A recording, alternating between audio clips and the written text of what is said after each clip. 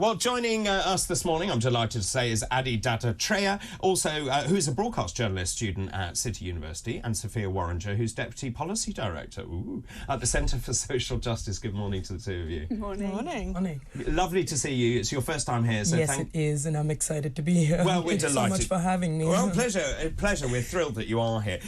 Let's just start, because it is the front page of everything, the Daily Mirror. Thank you for your warmth and support. We're both so touched. Kate, I'm so touched by everyone's outpouring of love. Of course, Princess Kate, and actually this is the front page everywhere. The Prince and Princess of Wales are extremely moved by the public's warmth and support after Kate revealed she is receiving treatment for cancer. Kensington Palace said the future King and Queen are enormously touched by the outpouring of kind messages from across the world following the release of Kate's emotional video message on Friday. Where do you stand on this? Because in some ways all the news organisations were complicit because they were wondering where she was. But I kept saying, actually, she said she was having elective abdominal surgery. She said she would come back after Easter. Nothing has changed, and yet there was that void, wasn't there? There was that gap, and there was the clamour to know where she was. And here she is as a wife, as a mother, dealing with something really difficult and life-changing.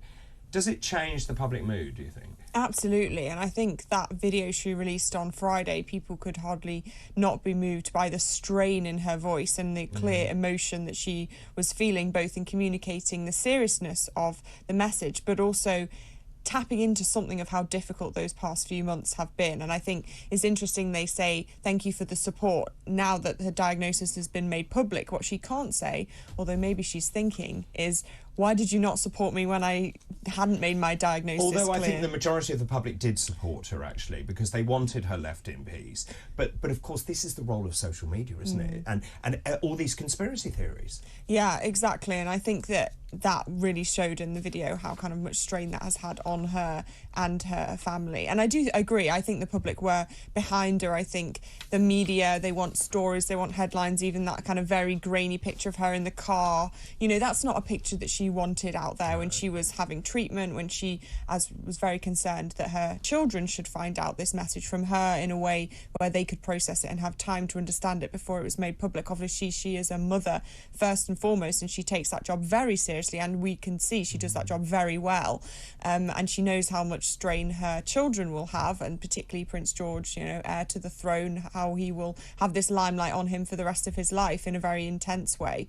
So I do think that she was aware of all that, and I think, yeah, it's very sad that she's had to go through not just the illness but also the intense scrutiny and these bizarre theories which people were believing with no basis. And Adi, where do you stand on this? In many ways, I think her popularity will increase because she's been seen to be even more human than we knew she was already. And as we've said, a wife, a mother, someone battling cancer, 1 in 2 of us gets cancer. Absolutely, I couldn't agree more. And I think a lot of the media organizations that have had a hand in, publicizing and almost asking the question of where is she, and that repeated badgering, that as you said, leads to this vacuum of information, and that leads to all of these conspiracy theories that are so rampant online.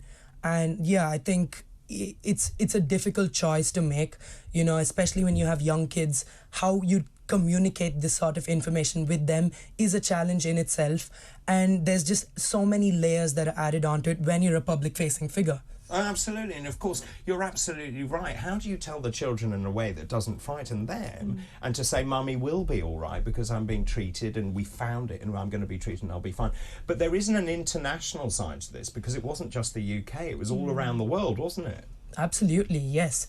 And, I think what should be done, especially when something like this happens, is you go ahead and you look for that information. You look where these conspiracy theories are coming from, who's propagating this information, and then police it. Well, it's interesting you say that, because actually I blame the tech companies, because the tech companies are coming under pressure to take action because of these conspiracy theories. Now, there are algorithms at play on these social media platforms. So the question is, why are they propagating all these conspiracy theories? Because actually there is an algorithm. They can change that algorithm. So discredited conspiracy theories should be dumped, shouldn't they? Yes, I think they should, although I think I am very concerned about giving social media companies the decision about what is a conspiracy theory and what is not, because some very kind of valid questions about lockdown policy, for example, were at the time branded as conspiracy theorists and now have been come to be proven right. And I'd be very cautious about channeling things as conspiracy theories, but I think the algorithm is the important thing, because once you go down a path of being interested in something, all you see are things that confirm that viewpoint. So what we need instead of reinforcement bias. Exactly. Instead, what we need is people to have a wide access to all sorts of information which would produce counterbalance to their positions, so they can make a more informed assessment, rather than feeding this frenzy where you see more and more confirmation bias of things you already think are true. This was really interesting, actually, what Sophia just said, and I saw it at the conference yesterday, as Hakeem, who's a consultant psychiatrist, took over two groups of patients, one who had already gone through transition and still had lots of problems, and another lot who really hadn't gone through and were euphoric about the thought of transitioning, and they were kept apart. And when he took over, he said, I suddenly thought, hang on, we need to mix these two groups of people together. And the group that were waiting for their transition could not be convinced not to do it until they mixed the two groups together and they shared their experiences. Because they learned. And then only 2% of his patients actually went on to do it. Addy, as a young person, we talk about the newspapers, the broadsheets, the tabloids. Obviously, that's what we do on this programme. We also look at what's going on online. For young people, though, the majority of their news comes online, doesn't it? YouTube, etc. Absolutely. And this is something that we've studied in various forms across my degree that I'm currently doing. And social media goes a long way, especially with clippable moments, right, as they're called now, where you have a soundbite that, usually lasts maybe less than a minute, that's then widely circulated. And this brings up the question of echo chamberism, where, as you said, confirmation bias, and you're just reinforced. So let me just ask you about videos, because obviously there have been all these conspiracy theories about that's not Kate, it's an AI. Do you know, yesterday, a friend of mine took that video, used a very simple AI program, and sent back to me the same message, looking very similar, but it was Meghan. So how do you disentangle what is real and what is not? And I'm starting to wonder how, as this technology advances, how on earth are we going to know what's real and what's not? I think the simple thing would be to use your common sense and trust yourself, right? A big thing that that a lot of people have noticed about AI-generated images is their inability to develop the nuanced parts of images, be that fingers, hands. And a big thing about deep fakes and the way they look, they're visually, something's off. When you look at a deepfake image, you almost instinctively know that something's wrong. I wonder if that's too subtle, Addy, to be honest, for most people. And the rule that I use online is when someone sends me one of those clips, I will not repost it until I see the entire clip. Or if they send me a quote from an article, I won't repost it until I've read the entire article. Everything needs to be in its context. But people are lazy and clickbait, aren't they? So let's say, not you, but let's say young people particularly, if you're sent something that reinforces your view, you're very quick to share it. And actually, some of the social media platforms are good. They say, don't you want to read the article before you repost it? Yeah, no, I've seen that. That's a good kind of flag. But that is not enough, I don't think. It's not enough. But also, people. It's getting so clever. All of this stuff is getting clever. It's really interesting you mentioned fingers, because I watched an AI-generated speech. They had basically used a woman and then used the same repetitive fingers, which they superimposed. So it looked at first glance like it was a proper message, but it wasn't. And the clue was in the fingers. I agree with you. And I think image search goes a long way, and the technology that we have readily available now includes reverse image search, where you go on Google and you find an image, you can clip it, snip it, and immediately check it back. Do you know what a reverse image clip is? Well, I guess I know what it means. I wouldn't know how to do it. I wouldn't have a clue. Well, it's as simple as right-clicking on an image that you've selected and running it through Google Lens. And I don't know if I'm supposed to say brand names here. No, it's fine. Well, no, Google Lens is amazing. So you're taking an image. What happens next? Well, again, AI plays a role in this or not. Again, algorithms are not generally made public. So you don't know what's happening. It's a black box. You put something in, something else comes out the other end. And in this case, you're putting an image in, and what Google Lens essentially does, it scours through the internet, finds any other copies of that image or anywhere where that image has been used. And depending on where it's been used, you can often tell in what context it's been used. And then you'll know whether this is real, fake, something that was 20 years old that's been used. If I don't understand and you don't understand, what hope is there for people who are older? Right, so the problem with this is that people are also inherently lazy. They want to just grab something that someone else has done for them and repost it and make a comment and be clever, and this is the problem. Well, like celebrities who commented on the absence of Princess Catherine, of course, and now having to retract that, and rightly so. Let's move on and talk about this article in the Telegraph. Towns and cities across Britain are struggling to deal with extremism being whipped up by Islamists and the far right. We were just talking about the terrorist threat in this country. This is a report that's coming out this week by Sarah Khan. Now, she's the government's advisor on social cohesion. It's concluded that in some areas there's no infrastructure in place to tackle a triple threat of conspiracy theories, disinformation and harassment that poses a threat to democracy. Now, Michael Gove believes the answer to this is to set up something called a cohesion response unit. Here we go again, another quango.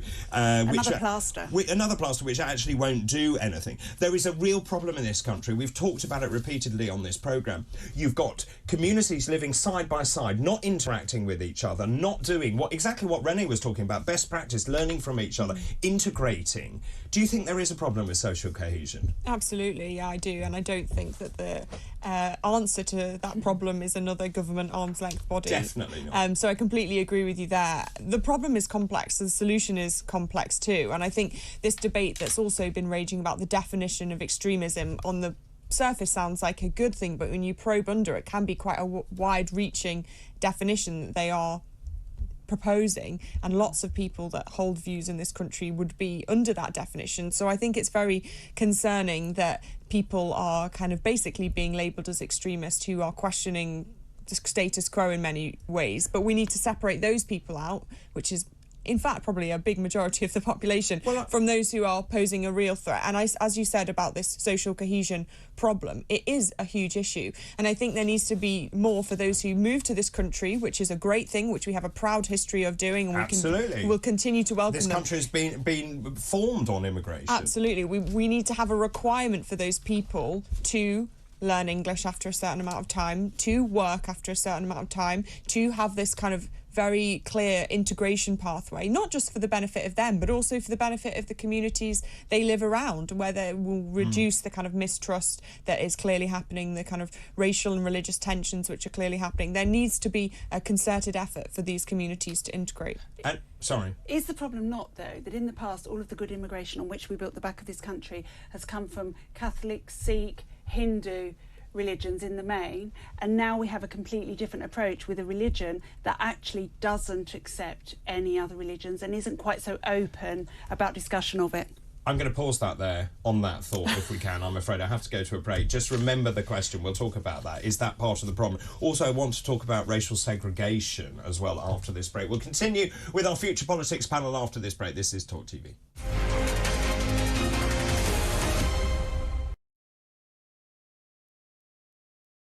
Hey, very good morning to you. Thanks for joining us. You're with TalkTV, on TV, on radio, online. And we're on your smart speaker. Now, you ain't going to have an Eve, me old Chinas, but a new report is calling for a new definition of cockney. All right, Jeremy, me old China. All right, Rosie, oi, treacle. When J.K. Rowling says, let's just be honest, that's all she's saying, let's just be honest. When a man goes out and kills, we should talk about them as what they are, a biological man. Trans woman, it's not a woman. Trans woman is a man.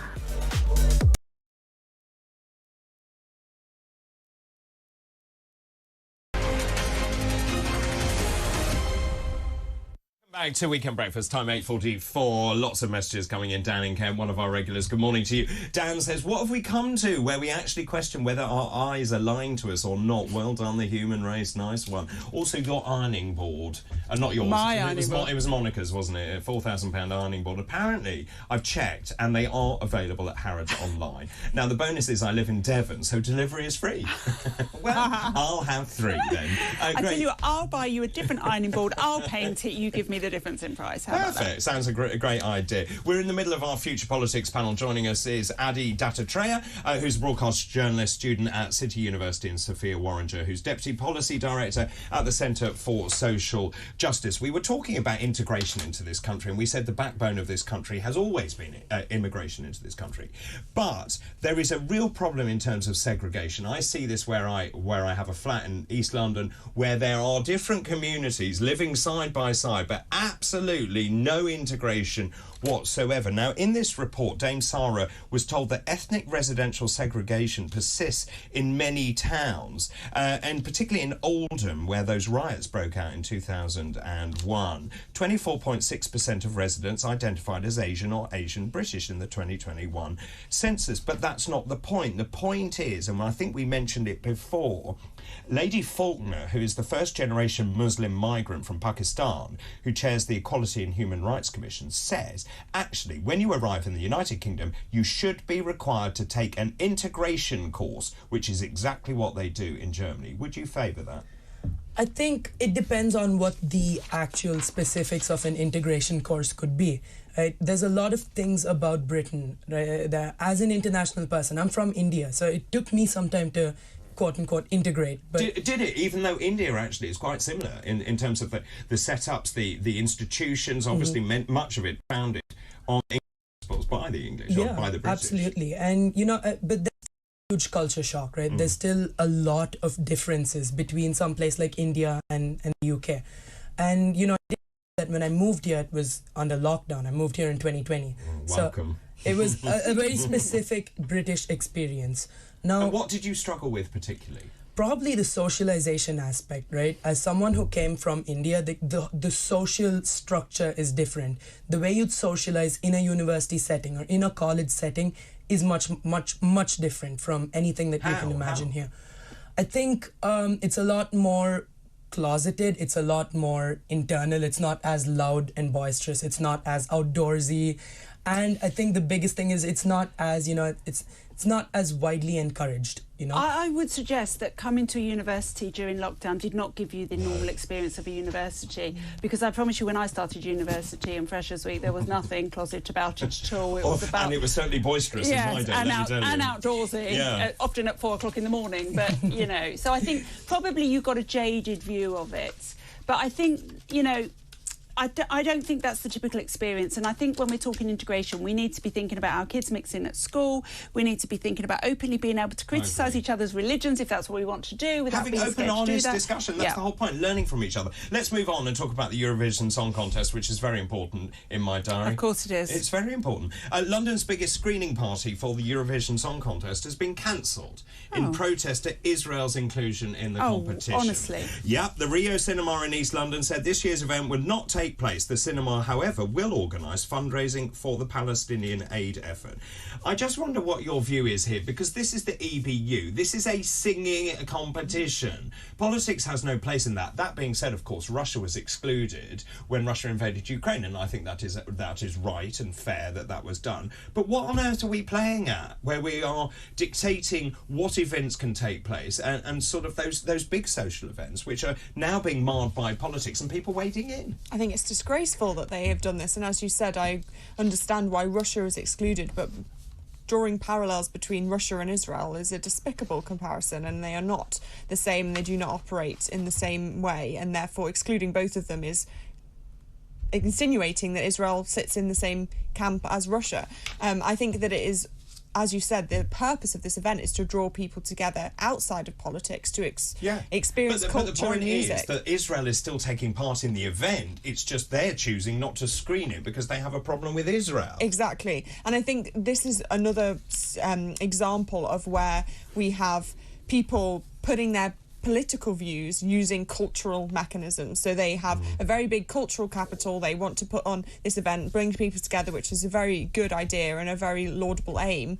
and yet they are espousing their political values through this cultural mechanism, and that's not acceptable. But we did also see that in the competition when Ukraine, with a song that was very, very average, won because they wanted to... You're right. But let's not kid ourselves. It's all political voting. It always has been, and that's why we do so badly. Addy, have you any idea what I'm talking about? I do. know the Eurovision? Yes, I'm familiar with the Eurovision. I'm familiar with all of the memes that have come from it.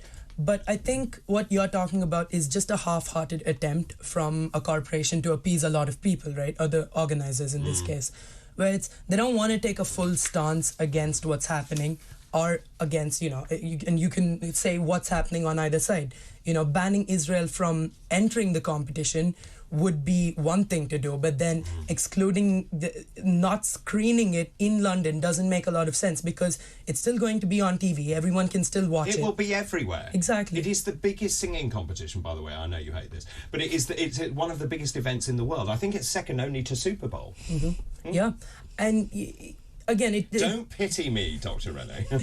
it just puts their attempt into context. Where when Russia invaded Ukraine, you ban them from the competition and you don't let them enter at all. And then when, several thousands of people are dying in Gaza, right? And then you choose to still allow them to participate, but then you choose not to screen it. It just seems half-hearted. And it's just so like, you think Israel should not take part?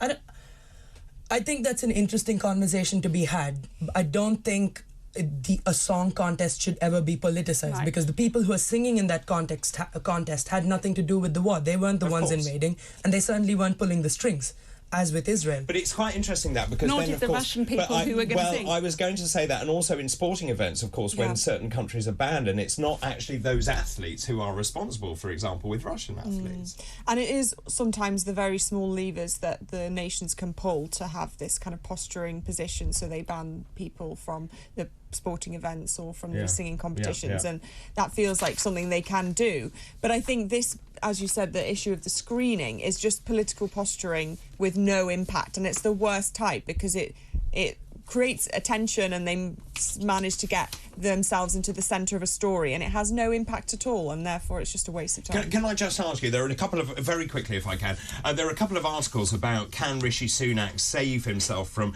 what they call abject calamity, and they're going to try and use this expression, are you better off than you were a few years ago, and obviously that is because inflation's coming down, and that's what the Prime Minister is pinning all his hopes on. Now, there's also a big article this morning saying a majority of Conservative voters would prefer to see an increase in defence spending to tax cuts, according to the polling. This is a Savanta poll for a national newspaper. It said 59% of people who backed the Tories in 2019 say, actually, we don't want a tax cut, we want to spend more on defence. It goes back to my question right at the beginning. How worried are you about global terror? Answer, very worried. I want more money in the armed forces. Stop banging the desk. Sorry, yes, Phil will tell me off.